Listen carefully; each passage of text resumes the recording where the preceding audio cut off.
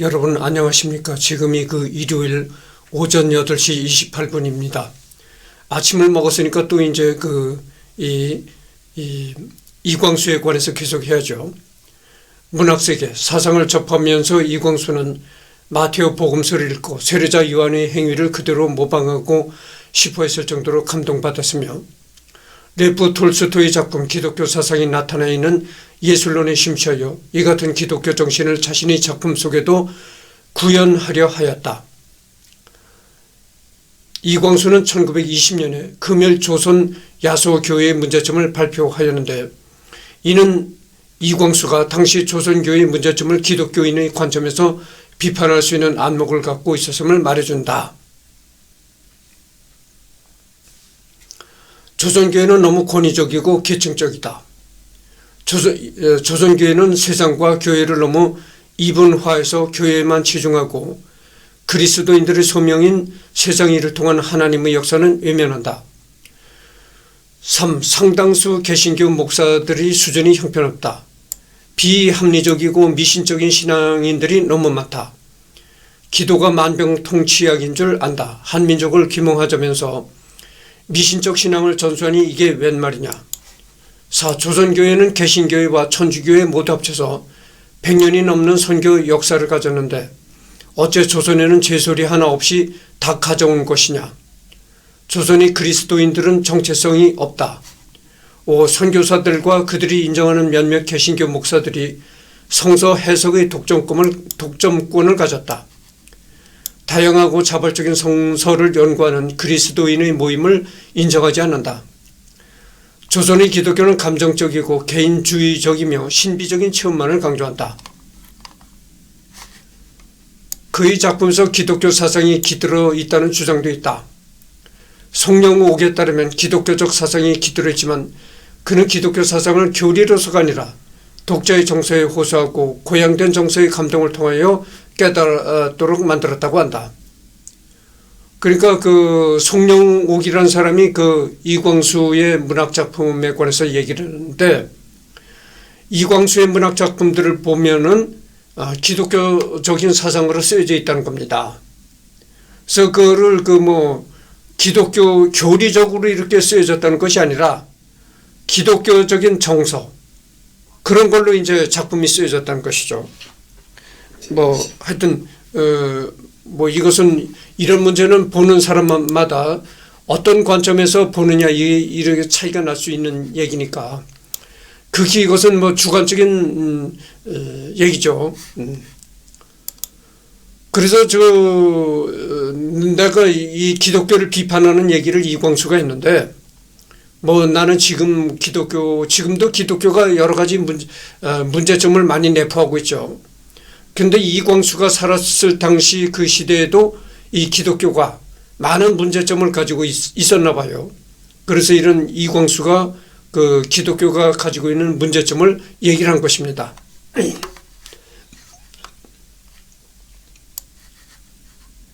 이광수의 작품 만주에서의 화자는 한강, 대동강, 청천강, 압록강을 연달아 언급한다.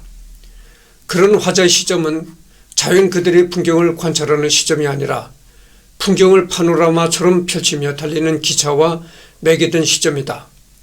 그중 강의 자연적 위치보다는 경의선 철도의 노선에 바탕을 둔 시점이다. 근대인에게 자연은 재구성되고 정복된 존재다. 기차를 타고 누빌 수 있는 땅, 과학기술과 시장 메커니즘에 의해 새롭게 재조직된 자연은 바로 인간이 정복한 식민지로서의 자연이다. 상하이로부터 귀국한 후에는 동아일보 편집국장, 조선일보 부사장 등을 지니면서 신문의 장편소설 흑 등을 발표하였다. 작품 흑에는 분화로드 운동의 활동상이 묘사되어 있다. 또한 작품 흑 속에서는 주인공 허숭 등이 잉글리시 브렉퍼스트 스타일로 아침을 먹는 장면 등 서구식 생활을 소개하기도 했다. 추는 이광수의 작품 꿈은 바로 낙산사에서 있었던 한 스님의 사랑을 관음상과 교감시킨 것이다. 또한 삼국유사 조신의 꿈 설화에서도 힌트를 얻기도 했다. 그의 작품 꿈은 무용가 김복희의 꿈, 탐욕이 그리는 그림 등에 영향을 주기도 했고 1990년에는 영화감독 배창호에 의해 영화화되기도 했다. 이순신관. 후대의 작가 김탁환은 이순신을 쓰면서 이순신이 적은 원균이 아니라 외수군 장수였다는 너무나 당연한 사실을 부각시킨다. 김탁환은 작가의 말에서 임진왜란을 바라보는 구도는 조선조정의 당파 싸움 및 수군 내부의 쟁공과 반목 등을 지나치게 강조한 나머지 정작 적이었던 왜군에 대해서는 거의 주의를 두지 않은 것이 사실이라고 지적했다. 김탁관은 이것은 조선 수군과 왜수군의 대립구도 대신 이순신 대 이순신을 모함하고 비박한 장수와 대신들을 대립구도로 택한 춘원 이광수의 소설 이순신에서 비롯된 것이라고 지적했다. 이 구도에서는 조선 왜군과 대립을 조선인 내부의 대립으로 치환시키려는 민족개조론의 발성이 깔려 있다는 것이다. 그래서 이광수는 말이죠. 역사소설도 많이 썼습니다. 역사소설도 많이 썼는데 이광수가 쓴 이순신이라는 소설이 있어요. 그래서 여기 보면은 이광수보다 후대의 소설가인데 김탁관이라는 후대 소설가가 있습니다. 이광수 시대보다 한참 후대 사람인데 이 김탁관이라는 작가가 이순신을 비난했다는 겁니다. 왜 비난을 했냐면은 이순신을 비난하는 게 아니라 이광수를 비난했죠. 내가 자꾸 말을 이제 말에 실수가 있더라도 여러분 이해하시기 바랍니다. 이광수가 이순신을 쓴 소설을 김탁환은 비난한 겁니다. 그래서 이광수가 쓴 이순신이라는 소설을 보면은 이렇다는 거죠. 당연히 조선에 적은 일본 놈이 아닙니까? 그게 당연한 적이죠. 그런데 이광수가 쓴 이순신의 소설을 읽어보면 조선의 적이 일본이래야 되는데 그러니까 이순신의 적이 일본이래야 되는데 그게 아니고 이순신의 적은 원균이고 이순신의 적은 조선의 조정이고 이런 방식으로 쓰여져 있다는 거죠. 그래서 이것이 이순신의 적은 왜군이다. 이런 기본적인 틀을 깬 것이 이광수의 이순신이다. 그래서 이광수가 쓴 이순신이라는 소설을 비난한 겁니다. 이 김탁관이라는 사람이. 그렇잖아요. 당연히 이순신의 적은 왜군이래야 되는데 그게 아니라 이순신의 적은 왜군이 아니라 이순신의 적은 조선조정에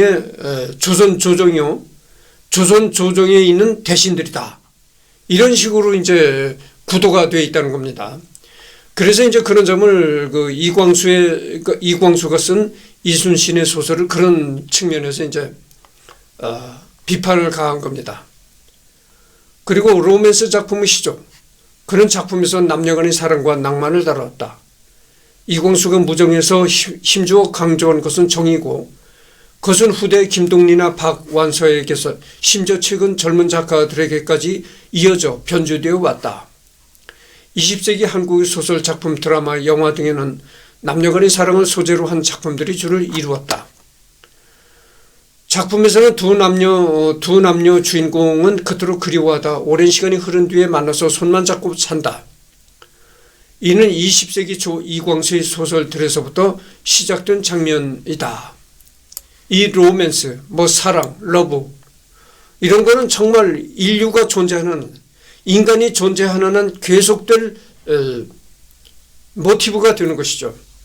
그래서 여러분 이광수 훨씬 이전에도 춘향전과 같은 이런 로맨스 소설이 있었잖아요. 그래서 그로부터 이제 이광수까지 내려오고 또 이광수 후대 지금 우리 시대에도 이렇게 남녀간의 사랑을 주제로 한 소설, 시곡, 드라마, 영화 이런 게 많이 끊임없이 제작되고 있다고 그러죠. 그래서 이 로맨스라든가 사랑, 애정 이런 거는 인간이 존재하는 한 영원한 소재거리가 되고 그렇다 이 말이죠. 사상 및 신념, 이광수는 식민통치 억압과 현실의 부조리, 구사상과 새로운 서구의 민주주의 사상과의 갈등, 유교적 가치관과 기독교 사상의 대립, 혹은 유교적 권위주의와 서구식 시민 민주주의 간의 갈등을 있는 그대로 자신의 작품에 투영하였으며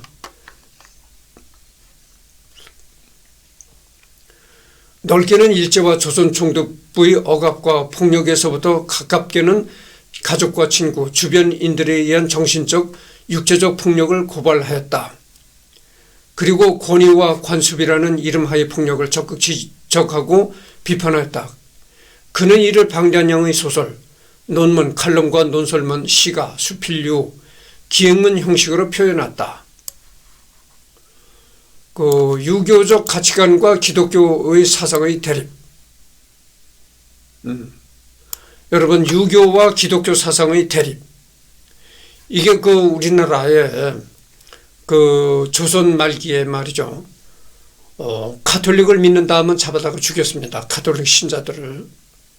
그걸 어떤 사람이 그렇게 얘기를 하더라고. 제사를 안 지내니까 갖다 죽였다. 그런 말을 하더라고. 그게 틀린 말은 아니에요. 틀린 말은 아닌데 그렇다고 해서 100% 맞는 얘기다. 그렇게 볼 수도 없는 겁니다. 이 제사를 지낸다는 행위는 말이죠. 유교라는 큰 이 나무에 제사를 지낸다는 행위는 여러 가지 중에 한 가지에 불과할 뿐이에요. 그러니까 유교라는 큰 나무에 한 가지에 불과한 것에 불과하다 그거죠. 제사를 지낸다는 행위는. 그것보다는 유교의 본질적인 도덕이 뭡니까?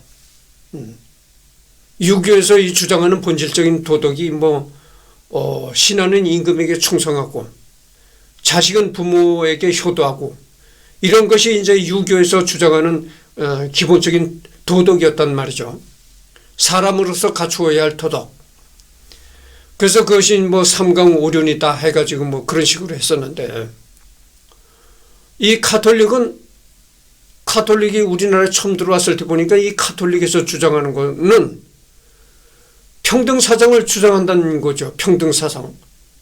아니 그러면 모두가 다 평등하다면은 신하와 임금도 평등하고 신하가 임금한테 충성하지 말아야 되고 다 평등하니까 자식이 부모한테 효도를 하지 말아야 된다는 얘기와 일맥상통하게 생각한 거야. 야, 이거 카톨릭에서 주장하는 천주교에서 주장하는 이 평등사상이라는 게 야, 이거 빌어먹을 사상이로구나.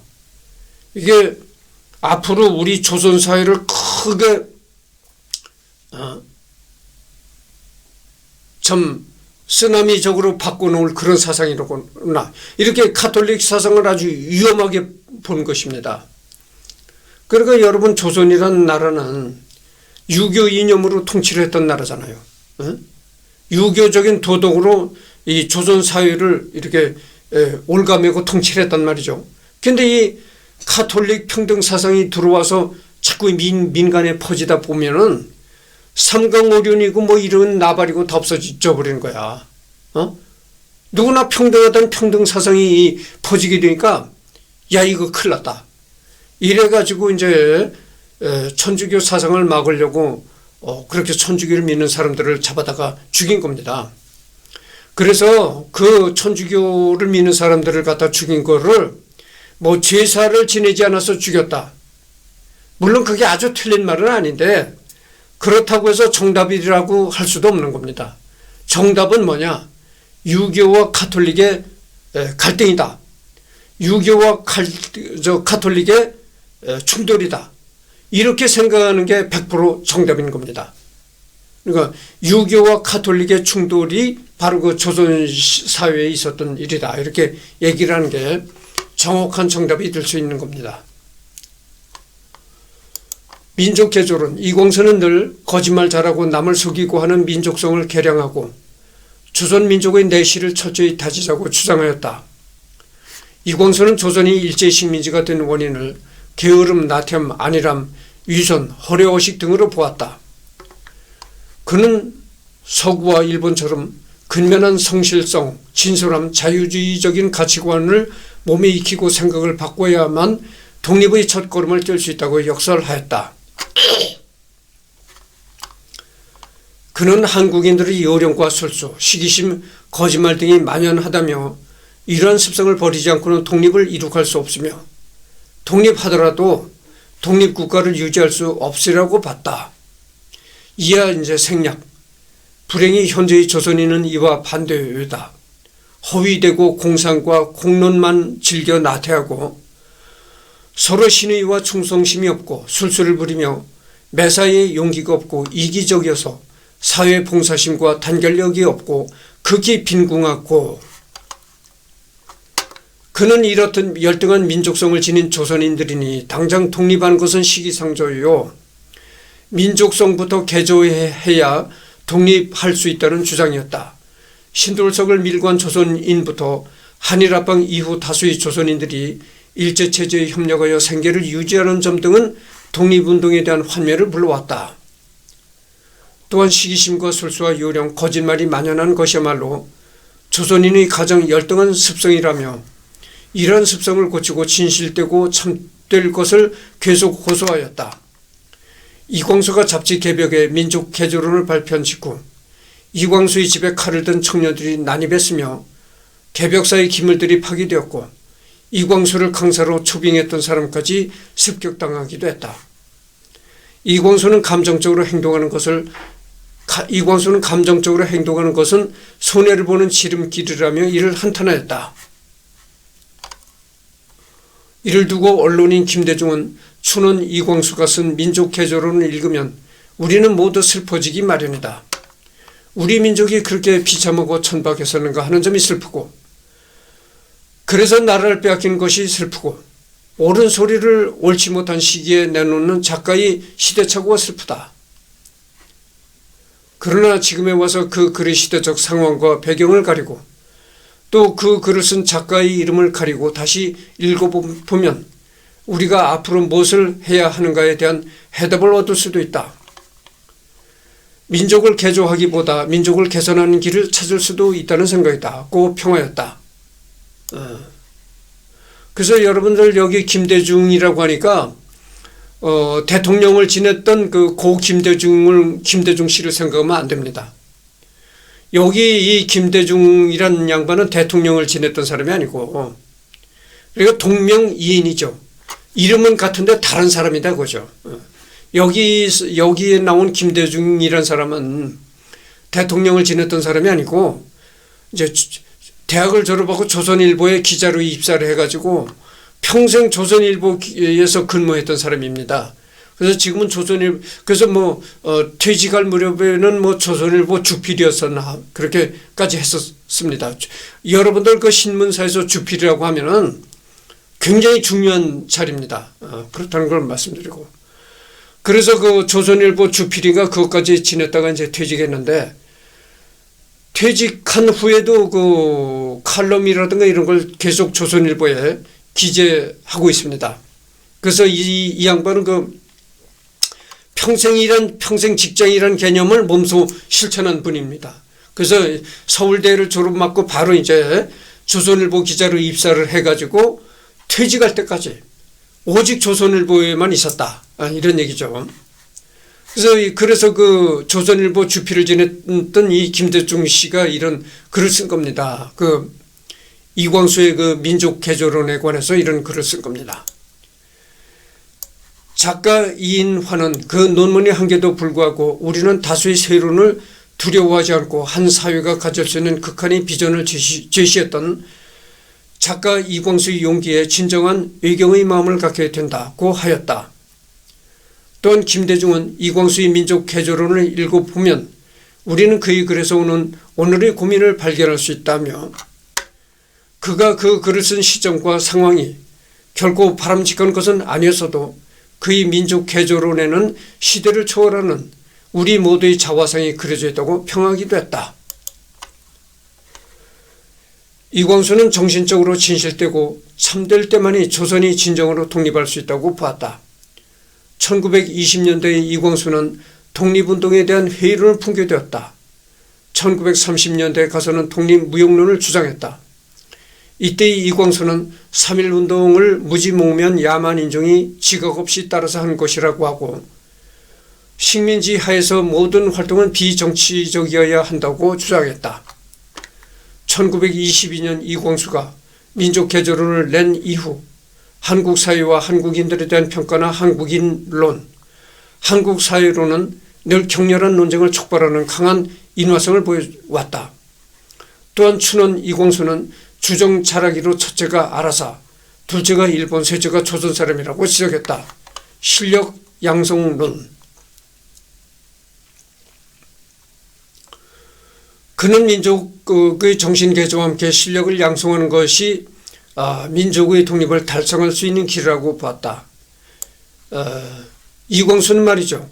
실력을 양성하는 것이 독립을 달성하는 길이라고 이렇게 주장했다는 겁니다.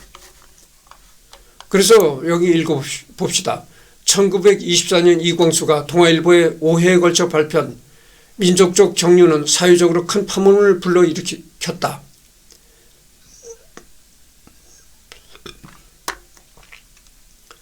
그는 조선의 새로운 문화가 정착되어야 한다고 하였으며 그 새로운 문화는 바로 정치, 산업, 문화의 근대화였다. 조선의 새로운 문화가 뿌리 내리기 위해서는 정치적, 산업적, 교육적 운동을 전개해야 한다는 것이다. 이광수는 교육, 정치, 산업 운동이 연합해서 일어나야 하는데 이 중에서 가장 기초가 되는 것은 교육 운동이라고 봤다. 그는 독립 이전의 실력 양성이 우선이라고 봤다. 실력이 없이 의지만 갖고는 독립을 이룰 수 없다는 것이 그의 견해였다. 이 이광수가 주장한 이 실력 양성론, 이것이 말이죠. 전번에도 내가 얘기했지만 이광수는 아주 안창호 추종자라고 내가 얘기했잖아요. 그래서 이 이광수가 주장한 이 실력 양성론 이런 걸 읽어보면 안창호가 주장한 것과 아주 흡사합니다. 같은 맥락이에요. 안창호는 뭐라고 주장했냐면 우리나라가 독립을 하려면은 조선이 독립을 하려면은 교육을 해야 된다. 교육을 장려해야 된다. 이렇게 얘기를 했어요. 이렇게 주장을 했거든요. 여러분들 우리나라 사람들이 교육을 많이 받고 그래서 머리가 깨이고 그래서 독립까지 이게 진전이 되려면은 적어도 한 200-300년 세월은 흘러가야 되는 겁니다. 그렇잖아요. 한 개인도, 한 사람도 교육을 받아서 깨우치려면은 적어도 한 40-50년은 걸려야 된다는 얘기인데, 30-40년은 걸려야 된다는 얘기인데, 하물며 조선 민족 전체가 깨우치고, 수준이 높아지려면은, 교육을 받았다고 해서 오늘 내일로 당장 독립이 될 수 있는 것이 아니고, 적어도 200-300년은 흘러가야 되지 않을까 이렇게 생각하는 겁니다. 그러니까 이광수나 이 안창호가 주장하는 것은 단기적인 그런 안목에서는 안 되는 얘기고 거시적인 안목에서 이런 얘기를 할 수밖에 없는 겁니다. 그러니까 거시적인 안목에서 조선 민족이 계속 이제 교육을 받고 수준이 높아지고 그래서 머리가 깨이고 그래야만 독립이 된다. 그게 당장은 이게 이루어질 수 없는 건데 거시적인 안목에서 이제 이런 걸 얘기했다고 봅니다. 그래서 우리나라가 독립운동한 독립운동가들이 주장한 얘기를 보면은 그래서 안창호는 이렇게 교육을 굉장히 중요시 여겼습니다.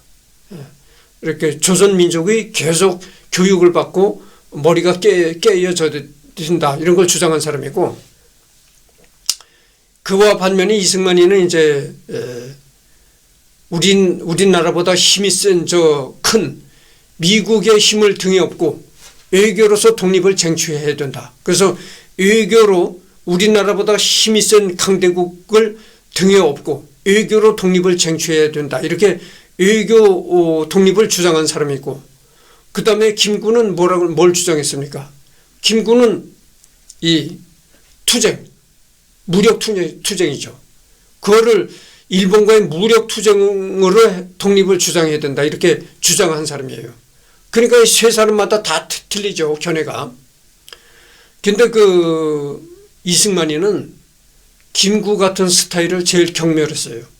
이승만이는 이 일본과 이렇게 무장 투쟁을 벌인다는 거, 이거를 굉장히 안 좋아했던 사람입니다. 우리가 어떻게 조선민족이 일본과 무력 투쟁을 해서 독립을 얻어낼 수가 있느냐. 그거는 해서도 안 되고 바위에 계란치기 무모한 행동뿐이 안 되는 거다. 그래가지고 이 무력으로 이 독립을 하겠다. 일본과의 무력 투쟁으로 조선이 독립을 하겠다. 이런 생각을 굉장히 이승만이는 안 좋아했습니다. 그래서 박용만이가 미국 하와이에서 우리나라 교포들을 상대로 해가지고 맨날 군사 훈련을 시키고 그랬잖아요. 우리가 군대를 조직해가지고 일본과 싸워서 독립을 이루어야 된다. 박용만이가 바로 그런 무력 투쟁 스타일이었거든. 그래가지고 그게 박용만이의 군사 훈련 이런 거를 못하게 박용만이를 몰락시킨 사람이 바로 이승만이잖아요. 박용만이를 거꾸로 때린 사람이 이승만이다 그거죠. 이승만이는 무력으로 일본을 거꾸로 때리겠다고 한 생각을 굉장히 안 좋아했습니다. 그리고 무력 투쟁을 굉장히 안 좋아하는 사람이 이승만이에요. 그래가지고 이승만이가 교포들한테 이렇게 얘기를 했다고 하는 겁니다. 아니, 낮에는 피곤하게 그렇게 육체적으로 일하고 밤에 또 가서 박용만이 밑에서 군사 훈련을 받아야 되느냐, 그런 짓거리 아예 하지 말라 말이야. 이렇게 이승만이가 이렇게 박용만이를 아주 싫어했던 사람입니다. 박용만이뿐만이 아니고 김구도 싫어했죠. 왜냐하면 김구도 똑같이 박용만이와 똑같은 사람이야. 김구도 이 군사력을 그런 스타일이 김구도 바로 이 박용만이 스타일이거든. 투쟁을 통해서 이 독립을 쟁취해야 한다. 이렇게 주장했던 사람이 또 김구거든. 그래가지고 이승만이는 이 투쟁으로서 이 독립을 쟁취한다. 이것을 굉장히 싫어했던 사람이에요. 그래서 이광수 얘기를 하다가 다른 쪽으로 얘기가 번졌는데, 그래서 이승만이는 강대국을 등에 업고 외교로 독립을 이루어야 된다. 이렇게 주장한 사람이 있고, 안창호는 우리가 교육에 힘을 써가지고 조선 민중이 깨우치고 그래가지고 독립을 얻어야 된다. 이렇게 주장한 사람이 있고, 김구는 무력 투쟁, 그걸로 독립을 이루어야 된다. 이렇게 주장한 사람이에요. 하여튼 그렇다는 것만 여러분들한테 얘기를 합니다. 그래서 이 세 사람, 김구, 안창호, 이승만, 이 세 사람이 주장했던 게 각각 다 다릅니다. 여성해방론, 그는 여자도 한 사람의 인간이라고 주장했다. 봉건적인 유교 사회에서는 여자들의 권리와 가치를 존중해 주지 않았으며 여자도 인간이고 따라서 여성을 해방시켜야 된다고 주장하였다. 여자가 해방될 수 있는 방법은 가정에서 해방되는 것이고, 자유로운 연애와 자유로운 성관계를 포함한 자유연애는 여성의 완전한 해방을 이룩할 수 있는 길이라고 확신했다. 이에 보수적인 유학자들은 그가 고아인 점을 언급하며 상놈이 주장하는 못된 사상이라며 비방하고, 각 언론에 그의 작품이 실리지 못하게 전화 항의나 방문 등을 통해 압력을 넣기도 했다. 그의 작품 중 무정 등은 이러한 여성 해방론을 반영시킨 작품이었다. 이광수는 당시 전조선 청년의 지적 표상이요 전조선 여성의 연인이라 일컬어질 만큼 인기 정상에 올라있는 작가이기도 했다. 그래서 여러분들 신성일 엄앵란 두 사람이 그렇게 연애를 해가지고 결혼을 했잖아요. 그래가지고 이 신성일 엄앵란 부부의 부부의 결혼하는 거, 이게 얼마나 세상이 떠들썩했습니까? 신성일 엄앵란의 사랑, 이게 굉장히 세상이 떠들썩했단 말이죠. 근데 이광수 시대에는, 이광수 시대에 신성일고 엄앵란이 없었잖아요. 이광수 시대에는 이광수와 허영숙이 사랑을 가지고 사회가 이렇게 떠들썩했다고 하죠. 대단했습니다. 그때 이광수와 허영숙의 사랑이 대단했던 거예요. 그래가지고 우리나라 최초의 여자 양의사와 이광수가 결혼했다. 뭐 연애를 해서 결혼했다. 뭐 이게 굉장히 사회적으로 떠들썩했습니다. 그래서 이 유교는 이걸 읽어보면 말이죠. 유교는 그 유교 사상은 이 여자를 굉장히 천대했어요. 여자를 굉장히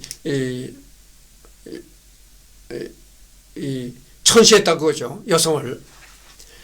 그 남존여비라는 것도 남존여비 사상이라는 것도 하나의 그 유교에서 파생됐던 하나의 그런 생각이었었거든요. 내가 그 속담 박사라고 했잖아요. 우리나라 속담에 어떤 속담이 있냐면은 암탉이 울면 집안이 망하다. 그런 얘기 있었어요. 그리고 여자의 웃음소리가 담을 넘어가면 안 된다. 뭐 또 이런 속담도 있었단 말이죠. 그래서 나는 요즘에 그 북한에서 탈북해가지고 지금 대한민국에서 살고 있는 그런 여자들이 하는 유튜브 이런 것도 내가 많이 봅니다. 근데 내가 누구라고 지칭하지는 않겠어요. 직접적으로 지칭하지는 않겠는데 탈북민 유튜브를 하는 탈북민 여자 중에 웃음소리가 아주 기막힌 여자가 하나 있습니다. 아주 유튜브를 하다가 뭐 까르르 웃는데 그 웃음소리가 참 기가 막힌 웃음소리예요. 웃음소리 그 크기도 하고 아주 기가 막힙니다. 옛날 같았으면요. 그렇게 웃는 여자는 당장 주위에서 그 뭐라고 이게 훈계가 들어갑니다. 너 여자가 그렇게 큰 소리로 까르르 웃어대면 어떡하냐. 여자는 웃어도 소리를 죽여서 그저 크득크득 소리를 죽여서 이렇게 입을 틀어막고 이렇게 웃어야 되는 거죠. 여자의 웃음소리가 담을 넘어가면 안 된다는 얘기였어요. 그렇게 크게 웃지도 못했다 이거죠. 여자란 건. 그런데 그 북에서 탈북해 와가지고 이 대한민국에 살면서 유튜브 하는 여자가 그렇게 웃음소리가 요란하다 그거죠. 그걸 보십시오. 지금 얼마나 여권 신장이 많이 이루어졌습니까? 오히려 지금은 남자보다 여자가 오히려 더 권한이 셉니다.